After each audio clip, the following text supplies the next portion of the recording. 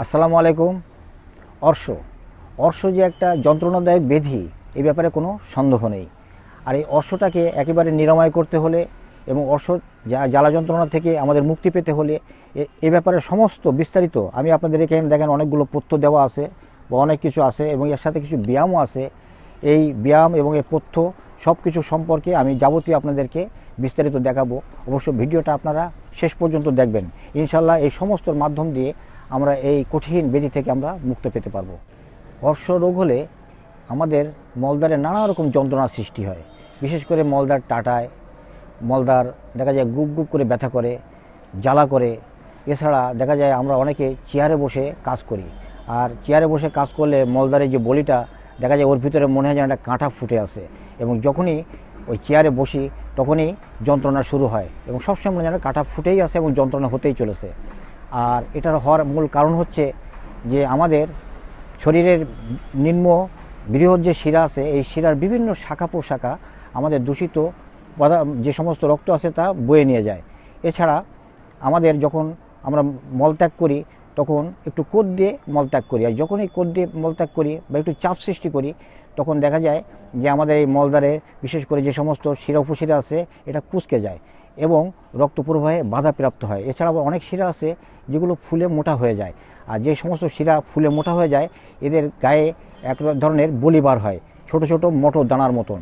এই সমস্ত বলি মিউকাস মেমব্রেন দিয়ে আবৃত করা থাকে এবং এই বলি দুই ভাগে ভাগ করা হয়েছে, একটা হচ্ছে বহির এবং একটা হচ্ছে অভ্যন্তরীণ। যেটা অভ্যন্তরীণ সেটা ভিতরে থাকে এবং বহির যেটা সেটা আমরা আঙুল দিয়ে দেখতে পাবো যে নরম একটা ছোট ছোট মটর দানার মতন। আর এই যখনই আমরা চাপ দিয়ে পায়খানাটা ফিরি তখন দেখা যায় যে এই মিউকাস যে মেমব্রেন যে পাতলা যে আবরণটা আছে এটা ফট করে ফেটে যায়, আর যখনই ফেটে যায় তখন প্রচুর পরিমাণ ব্লিডিং শুরু হয়ে যায় এবং এই ব্লিডিং কোনো রকমভাবে ঠেকানো যায় না। তো এটা হচ্ছে আমাদের এই অর্শের মেন একটা সিমটম। এবং এরপরে আমি আপনাদেরকে যেটা বলবো যে এই অর্শ কেন হয়। আমরা দেখা যায় কি অনেকে আমাদের ব্রনকাইটিস থাকে এবং এই ব্রনকাইটিসের ফলে আমাদের তলপেটে চাপ পড়ে এবং এর সাথে মলদ্বারেও চাপ পড়ে। তাছাড়া দেখা যায় কি আবার অনেকের কোষ্ঠকাঠিন্য থাকে, এই কোষ্ঠকাঠিন্যর সময় আমাদের এই মলদ্বারের যে দেওয়ালে চাপ পড়ে এবং চাপ পড়ে কিন্তু প্রচণ্ডভাবে ব্লিডিং হয়। আর তাছাড়া দেখা যায় কি আমরা অনেকে কোদ দিয়ে পায়খানা ফিরি, এর জন্য কিন্তু এই সমস্যা দেখা যায়। তাছাড়া অনেক গর্ভবতী মহিলা আছে যারা বেশ বাচ্চার বিভিন্ন রকম কারণে আমাদের জরায়ুতে প্রচুরভাবে চাপ পড়ে, এই চাপ পড়ার ফলে কিন্তু এই অর্শ রোগ দেখা দেয়। তাছাড়া আবার অনেকের দেখা যায় কি যে লিভারটা নষ্ট হয়ে গেছে, লিভারটা যে কোনোভাবে সমস্যা দেখা দিয়েছে, রক্ত ঠিক মতন চলাচল করে না, এর কারণে কিন্তু এই অর্শ রোগ বা পাইলস দেখা দেয়। এখন আমি আপনাদেরকে এই পথ্যগুলো আপনাদের দেখাবো এবং বিস্তারিত সব কিছু আপনাদেরকে জানাবো। আর এরপরে আমি আপনাদেরকে ব্যায়াম দেখাবো, এই ব্যায়ামের মাধ্যমে আমাদের এই রোগটাকে একেবারে নিরাময় কীভাবে করা যায় সেটা আমি আপনাদেরকে বিস্তারিত জানাবো। হ্যাঁ, এখন আমি পথ্য সম্পর্কে শুরু করি। দেখুন পথ্যগুলো কীভাবে ব্যবহার করতে হবে। এটা হচ্ছে ইসুপগুলের ভুসি। এই ইসুপগুলের ভুসি রাত্রে খাওয়ার ঠিক 1 ঘন্টা আগে 1 গ্লাস ইসুপগুলের ভুসি শরবত করে খেয়ে নেবেন খালি পেটে। খাওয়ার পর 1 ঘন্টা পরে আপনারা ভাত খাবেন। এখন খাওয়ার পর আরেকটা জিনিস খেয়াল করুন, এখন 1 গ্লাস পানি, গরম পানি প্রথমে ফুটাবেন, ফোটানোর পরে সেই পানিটা একটা বড় একটা গ্লাসের ভিতরে ঢালবেন, ফুটন্ত পানি ঢালবেন। ঢালার পরে একটা হরিতকি, এটা হচ্ছে হরিতকি, এই একটা হরিতকি এর ভিতরে দিলেন। এটা হচ্ছে বহেরা, একটা বহেরা দিলেন। একটা আমলকি, এটা শুকনা আমলকি, এটা হচ্ছে কাঁচা আমলকি, কাঁচাটা দেবেন না, দেবেন শুকনাটা, একটা শুকনা। এই 3টা ফল একসাথে একত্রিত করে দেবেন, দিয়ে এটা ভিজিয়ে রাখবেন সারা রাত গরম পানিতে। ভিজিয়ে রাখার পর সকালে ঘুম থেকে উঠে তারপরে এটা খালি পেটে খাবেন। খাওয়ার ঠিক 5 থেকে 10 মিনিটের ভিতরে ব্যায়ামটি শুরু করবেন। আমি আপনাদেরকে ব্যায়ামটিও দেখিয়ে দেবো যে কোন ব্যায়ামটির মাধ্যমে এটা সারবে। আচ্ছা, এখন দেখুন আরেকটা জিনিস, এটাকে বলা হয় নিম পাতা। এই নিম পাতা ঘি দিয়ে ভাজবেন, বেশ সুন্দর করে ভাজবেন। ভাজার পরে মচমচে করে ভাজবেন। ভাজার পরে এটা শিলে বাটবেন, বেটে মলমের মতন তৈরি করবেন। এই মলমের মতো তৈরি করে এটা আমাদের ঠিক মলদ্বারে যেখানে যেখানে বলি আছে এবং একটু যতটুকু পারা যায় ভিতরেও একটু দেওয়ার চেষ্টা করবেন, এভাবে লাগাবেন সুন্দর মতন। লাগানোর পর এটা আপনারা 2 বার লাগাবেন ডেলি, যখন খুশি তখন লাগাতে পারবেন, 2 থেকে 3 বার লাগাতে পারবেন। আর এটা হচ্ছে দেখেন একটা প্লাস্টিকের বলবাটির ভিতরে পানি দেওয়া আছে এবং এই পানিটা কিন্তু গরম পানি এবং এই পানিতে আপনার মলদারটা এর ভিতরে গামছা একটা পরে তারপর এর ভিতরে বুড়িয়ে রাখবেন। কতক্ষণ রাখবেন? 15 মিনিট রাখবেন। ঠিক 15 মিনিট রাখবেন। এবং পাশে আরেকটা, এই যে দেখুন, এর ভিতরে কিন্তু গরম পানি রাখা আছে।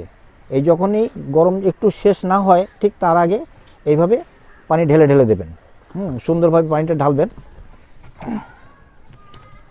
লক্ষ্য করুন যে কীভাবে ঢালতে হবে।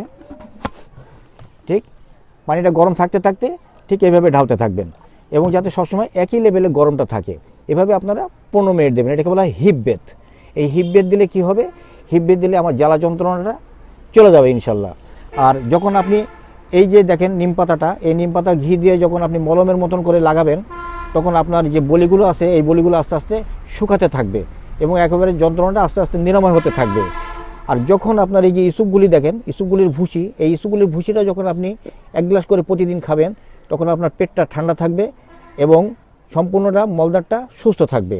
আর এছাড়া এই যে আমলকি, হরিতকি এবং বহেরা, এই 3টে ফল যখন আপনারা 1 গ্লাস পানিতে ভিজিয়ে খাবেন, তখন আপনার এইটা খেলে আপনার পায়খানাটা সবসময় সরস হবে, সুন্দর হবে এবং ক্লিয়ার হবে। এই 3টে, এই সমস্ত পথ্যগুলোর মাধ্যমে আপনার মনে হবে যেন আমার জিনিসটা কিছুদিনের ভিতরে, 15 দিনের ভিতরে সেরে গেছে বা 10 দিনের ভিতরে সেরে গেছে বা 1 মাসের ভিতরে একদম কোনো কিছুই নেই। কিন্তু এইটা কিন্তু মেন না, এটা কিন্তু আসলে আমাদের উপস্থিত এটা নিরাময় করার জন্য। আবার এমন হতে পারে যে এর মাধ্যমে আপনি হয়তো বা 1 বছর 2 বছর ভালো থাকতে পারেন, কিন্তু এটা কিন্তু একেবারেই নিরাময় হবে না। আর একেবারে নিরাময় করতে গেলে অবশ্যই আপনার ব্যায়াম করতে হবে, যে ব্যায়ামের মাধ্যমে আল্লাহর রহমতে আপনার একেবারেই এই রোগটা নিরাময় হয়ে যাবে। আর বিশেষ করে আমাদের জার্মানের বড় বড় বৈজ্ঞানিক যারা এই পাইলসের স্পেশালিস্ট, এরা যথেষ্ট পরীক্ষা নিরীক্ষার মাধ্যমে দেখেছে যে যতবার তাদের কাছে রুগী গিয়েছে, প্রত্যেকটা রুগীকে এই সমস্ত ব্যায়ামের মাধ্যমে একেবারেই নিরাময় করে দিয়েছে। তার যথেষ্ট প্রমাণ আছে। এখন লক্ষ্য করুন যে ব্যায়ামটি কীভাবে করতে হবে। চলুন এখন আমরা ব্যায়ামটি শুরু করি। দেখুন ব্যায়ামটি কীভাবে করতে হবে। ঠিক এভাবে প্রথমে আমরা সোজা হয়ে শুয়ে পড়ব। শোয়ার পর আমরা পা দুটো তুলে দেবো বুকের এখানে। লক্ষ্য করুন, ঠিক এইভাবে।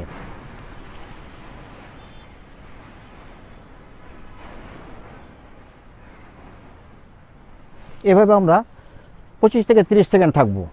তারপরে আমরা 25 থেকে 30 সেকেন্ড সবার সঙ্গে চলে যাব। দ্বিতীয় আবার শুরু করব।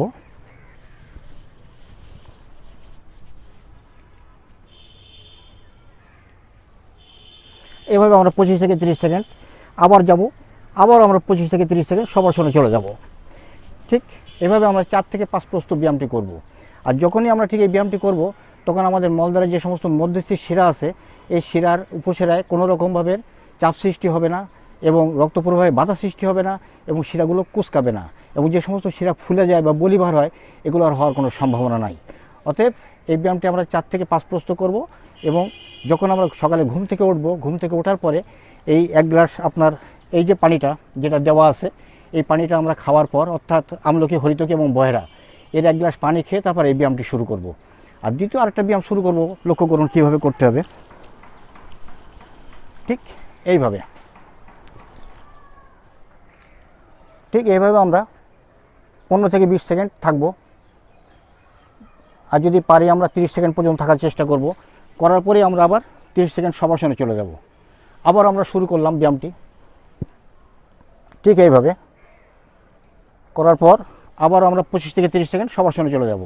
ঠিক এইভাবে আমরা 4 থেকে 5 প্রস্তুত ব্যায়ামটি করব। আর এই ব্যায়ামটি যখনই আমরা করব, তখন আমাদের মলভাণ্ডারে তো কোনো রকম ময়লা জমতে পারে না।